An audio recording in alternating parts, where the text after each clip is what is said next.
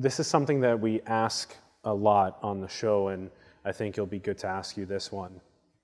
It seems to be that exponential technology is exacerbating wealth inequality quite a bit, as in the rich are getting very, very, very rich and are now able to use genetic engineering and neuroprosthetics and space colonization and cryptocurrency and all these different sorts of means in order to exacerbate their wealth and improve their wealth, versus the poor very, very, very slowly increasing their wealth across the world. What do you think about a potential class-based speciation? Do you have any concerns about wealth inequality? What are they? It's happening. So technology affects our lives in so many ways. We tend to ignore the positives first. So let me talk about the positives. We have never had a longer life expectancy in the modern history of humanity. We've never had better transportation, better quality, better healthcare, better quality of living in general. Yep. Lots of things are so much better, and, yes. and they're going to continue to get better. Yes.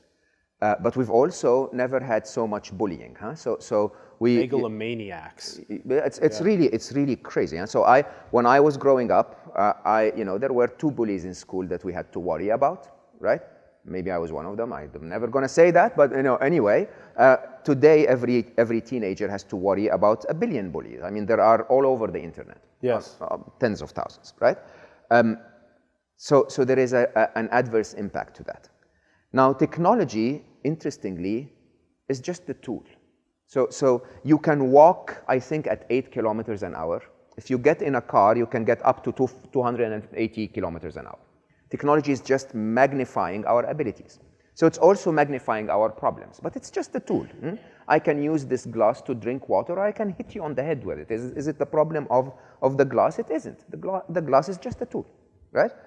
We've abused technology. We've also submitted to a world where we allow technology players to do whatever they want, and we just submit and go like, yes, master, we're going to use it as you're offering it to us.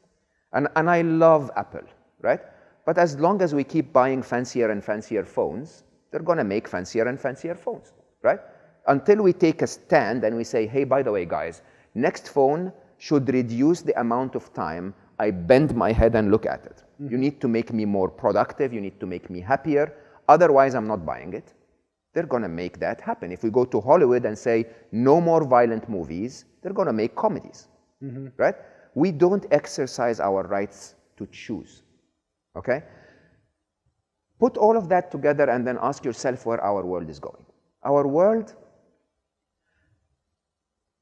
has not advanced. That's the problem. So we have more toys for the wrong why, but believe it or not, if you truly look at our world today, we as humans, we're not advancing at all. We're actually declining. We're not progressing in our own humanity, right? So the technology is progressing, but humanity inside is declining. Is declining. So the reason why we have dating sites is because we're unable to connect anymore. We're unable to walk out there and see a wonderful person and walk to them and say, hi, right? And so the calculator, the scientific calculator, is helping you solve more math problems because you're unable to calculate yourself anymore, right?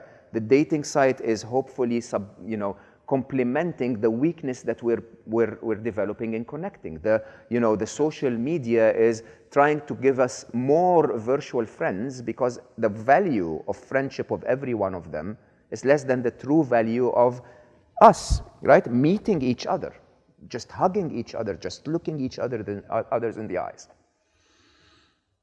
And the problem is becoming massive. And I don't know how many of you have seen my 1 billion happy video.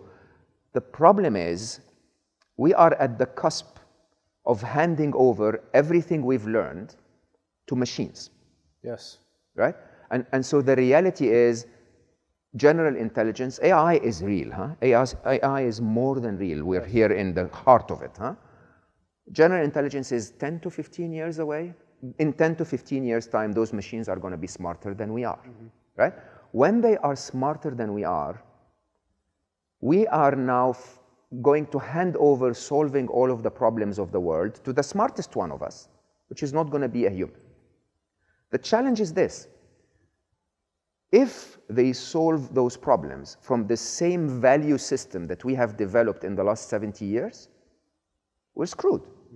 If you go to them and say, solve global warming, and it is about a selfish, greedy, competitive position like we have developed over the last 70 years, they're going to say, sure, you're the problem, right? If I get rid of you, we're going to be all fine, right?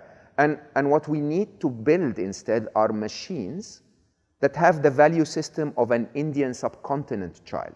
I actually use that example quite often. You know, we all have Indian subcontinent friends here who are brilliant. They come, they code, they develop businesses, they become millionaires or billionaires, and then they go back to take care of their parents. What are their philosophy and their ethics? Why? So that's a great, so understand ethics and values. We tend to believe that ethics and values are like mysterious. They're not. If a woman grows up in Saudi Arabia, she tends to believe that the right way to fit in is to dress conservatively. She grows up in Brazil, she realizes that the right way to fit in is a G-string, right? Is one of them right and the other is wrong? No, it's just the general behavior of the society. Just like an artificially intelligent machine, we take as many samples of it as we can, and then we say, look, this kind of behavior makes people like me, that kind of behavior makes people dislike me, so I'm going to do that behavior, right? And that's what the machines are learning. The problem is, if machines look at one Donald Trump tweet today, they're not going to see any problem. If they look at the one Donald Trump tweet and the 30,000 hate replies below, that's a massive problem. Yes. Because to them, they will learn that that's the way we resolve conflict. The way we treat each other. That's the way we treat each other. So general intelligence will be developed to say, when someone says something I disagree with, I should thrash them, insult them, give them hate speech, and not even ask for what I want. Just make them feel bad, right? Great, we're being amazing parents here for our artificially intelligent children, right? That needs to change. We need to all have 7.5 billion conversation about being the parents to the artificial general intelligence. And that's exactly what 1 billion happy is all about.